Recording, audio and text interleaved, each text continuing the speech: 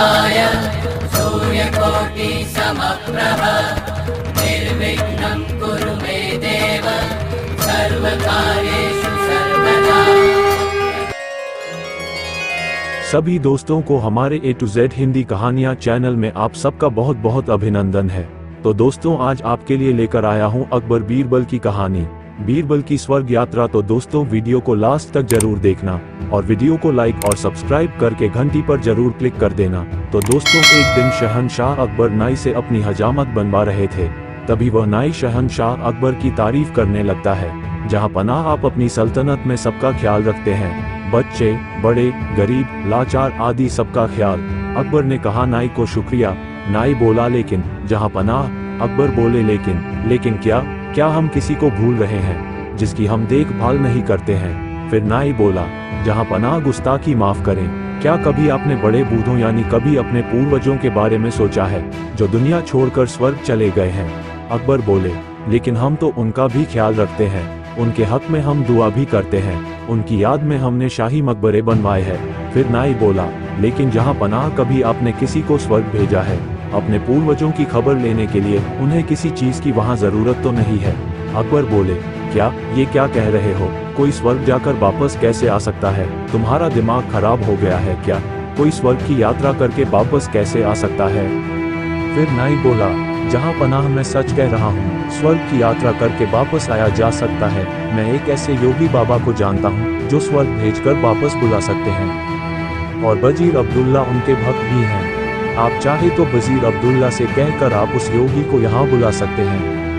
अकबर बोले ठीक है, तुम कल ही वजीर अब्दुल्ला से कहकर उस योगी को दरबार में बुलाओ। फिर अगले दिन वजीर अब्दुल्ला उस योगी बाबा को लेकर दरबार में आते हैं। अकबर बोले वजीर अब्दुल्ला क्या योगी बाबा दरबार में आ गए हैं। वजीर अब्दुल्ला बोले जी जहाँ पनाह वो दरबार के बाहर ही खड़े हैं, आपकी इजाज़त हो तो क्या उन्हें अंदर बुलाया जाए। अकबर बोले जी वजीर अब्दुल्ला उन्हें अंदर बुलाया जाए। योगी राज निरंजन बाबा दरबार में हाजिर होते हैं। योगी राज बोले अलग निरंजन, मेरा नाम योगी निरंजन बाबा है।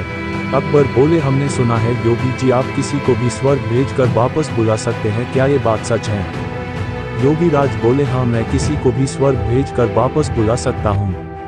अकबर बोले हमें भी अपने पूर्वजों के बारे में जानकारी चाहिए, वह स्वर्ग में कैसे रह रहे हैं, उन्हें वहाँ किसी चीज की जरूरत तो नहीं है।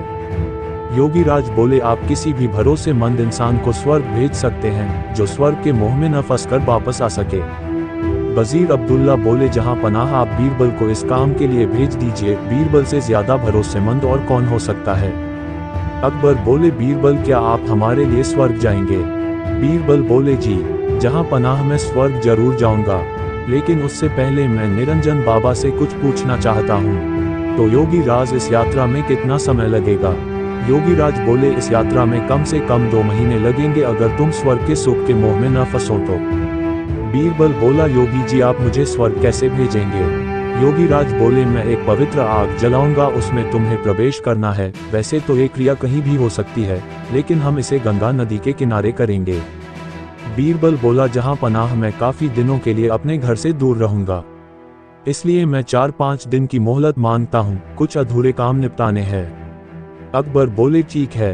बीरबल बोला योगी राज जी आप ये काम 5 दिन बाद संपन्न करें। अब 5 दिन बाद बीरबल को जलाने के लिए ले जाया जाता है। स्वर्ग की यात्रा के लिए योगी राज विधि संपन्न करते हैं। वह एक चिता पर फूल और कुछ सामग्री डालते हैं और बीरबल के माथे पर तिलक करते हैं और लेट जाने को कहते हैं।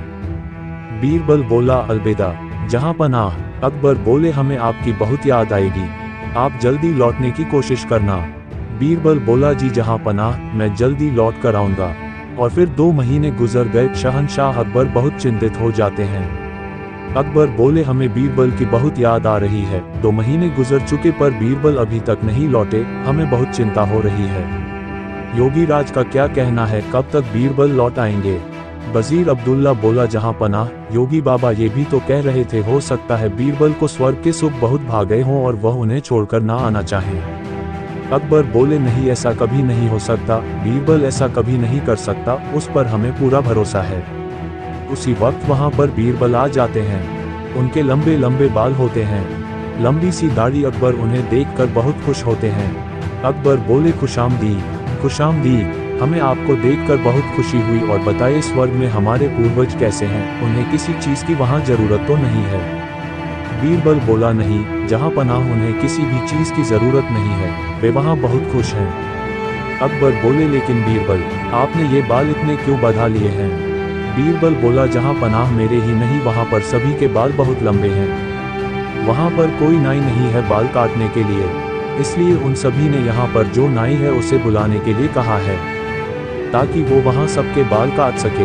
अकबर बोले हंसने लगे, क्यों नहीं, हम अभी अपने नाई को वहाँ भेज रहे हैं। योगीराज और वह नाई अभी यहीं पर हैं, वो इस वक्त हमारे मेहमान बनकर रह रहे हैं। हम अभी स्वर्ग भेजने की क्रिया करवाते हैं। योगीराज और उस नाई को बुलाते हैं, वो दोनों दरबार में हाजिर होते हैं। अकबर उनसे कहते हैं, अकबर बोले योगीराज जी, स्वर्ग में नाई की ज़रूरत है, आप जल्दी से इस नाई को स्वर्ग में भेजने की क्रिया शुरू कीजिए।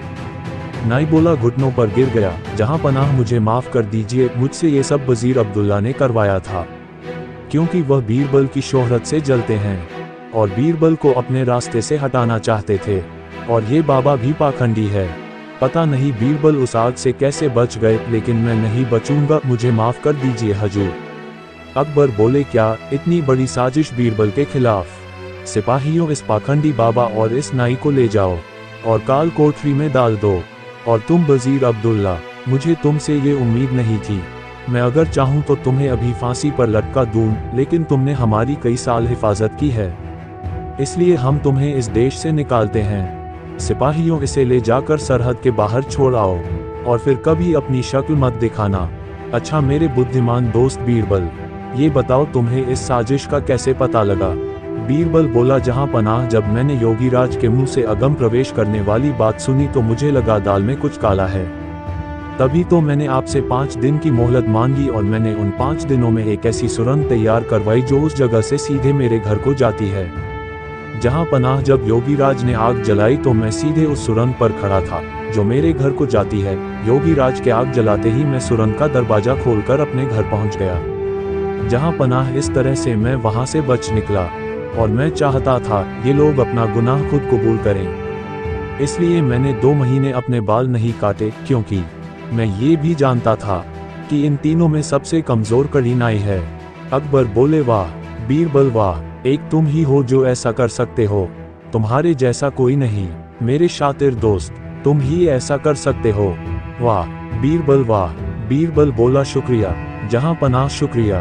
तो दोस्तों, उम्मीद करता हूँ आपको ये वीडियो ज़रूर पसंद आई होगी, और इसी तरह की वीडियो को देखने के लिए आप मेरे चैनल को लाइक और सब्सक्राइब कर दीजिए और घंटी पर क्लिक कर दीजिए, ताकि मेरी आने वाली सभी वीडियो का नोटिफिकेशन आपको सबसे पहले मिल सके।